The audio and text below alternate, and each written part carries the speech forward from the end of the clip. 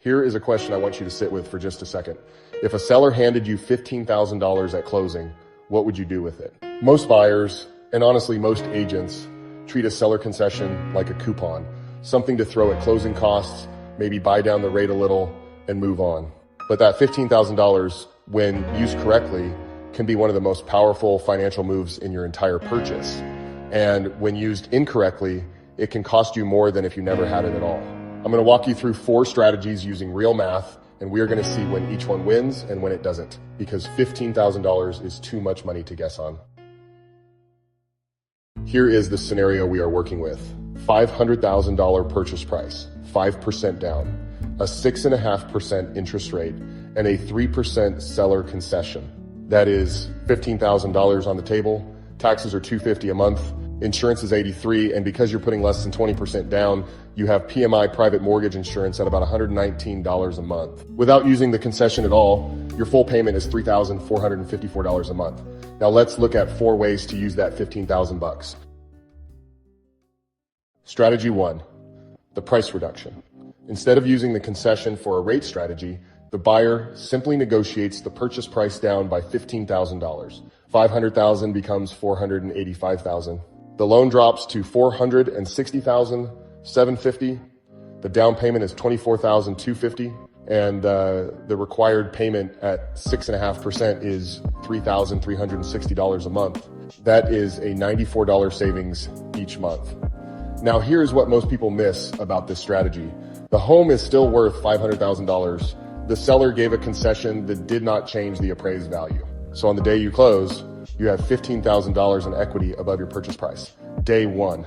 Before your first payment, and because your loan is $14,250 smaller than the other strategies, you are building equity faster from a better starting position. PMI comes off at month 58, 2 months before the other strategies, because your lower loan balance hits the 75% appraised loan to value threshold a little sooner.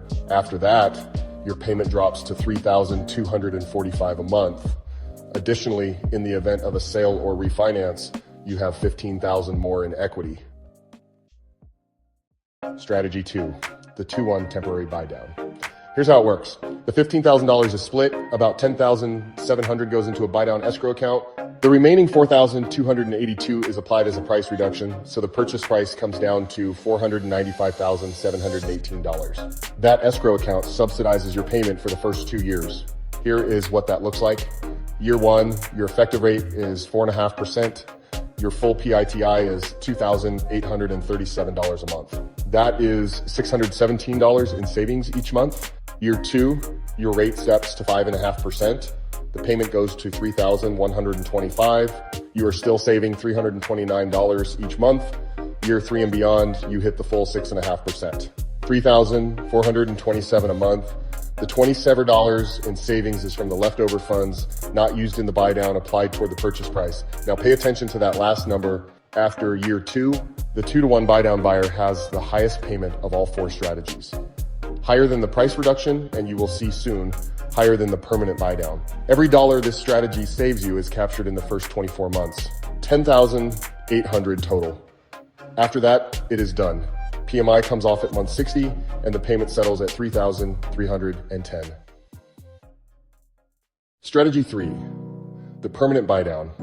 The full $15,000 goes toward buying down the rate permanently. 6.5% drops to 5.625. The total payment is $3,186. That is a savings of $268 a month compared to the base rate. Sounds great, but here is the math that almost never gets said out loud. You spent $15,000 to get there. At $268 a month in savings, it takes you 56 months, just under 5 years, just to break even on what you spent. You don't start actually winning until month 57. And here is the risk nobody talks about. If rates decline to 5.625 or lower, a refinance would get you that same rate for no buy down cost. Your $15,000 less, what was offset by your monthly savings for how long you had the loan, is permanently gone. There is no refund, no credit. It is spent. PMI comes off at month 60, same as the 2-1 buy down, and the payment drops to $3,067 a month. The permanent buy down is a very deliberate bet. It wins, but only if you stay in the loan and rates don't fall. We'll come back to what the numbers actually show. Strategy 4, the price reduction combined with a refinance at month 36, starts exactly like strategy 1. Buy at 485, loan of 467.50. Required payment of $3,360 a month. You have the day one equity, you have the smaller loan. Then at month 36, the sooner the better if the market allows. If rates have declined to 5.625 or below, you refinance. Your balance at that point is $444,746. If $5,000 in refinance costs rolled into the loan, your new balance is $449,746. At 5.625% for the remaining 324 months, your new payment is $3,013. That is $173 a month less than the permanent buy-down buyer is paying on a smaller balance, and you paid $5,000 for that refinance instead of $15,000 for the rate. PMI comes off at month 60. Payment settles at $2,894 a month, the lowest of all 4 strategies. I want to stop here and talk about PMI for a second because this is one of the most misunderstood parts of the mortgage process. PMI is not permanent on conventional loans. Once you build enough equity, you can remove it, and the rules matter. After 24 months, if a BPO shows your appraised loan to value is at or below 75%, you can request removal. After 60 months, if your appraised loan to value is at or below 80%, you can request removal. This is where a price reduction can compound savings with lower loan to value sooner. Here's the critical thing.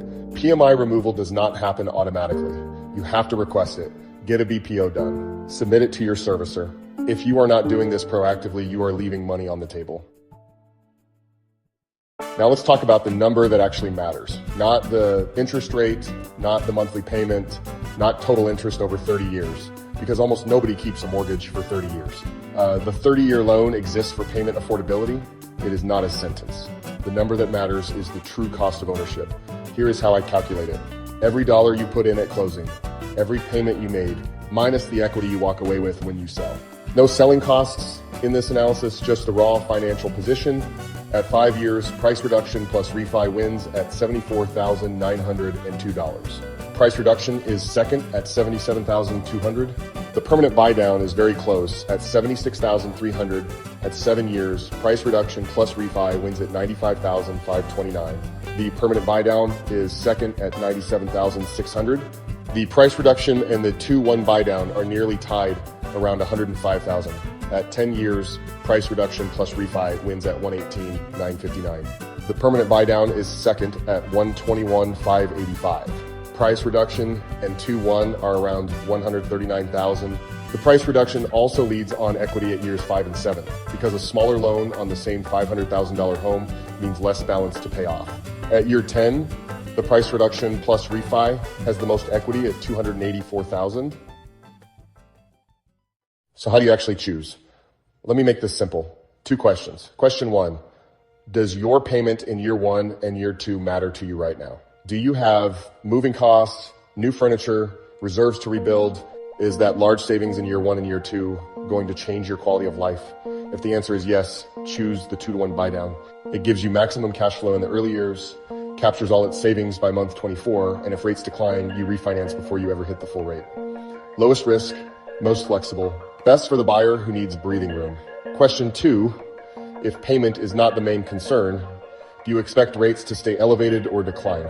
If you are committed to staying in your loan 5+ years and you believe rates will stay high, then the permanent buy down is a solid choice.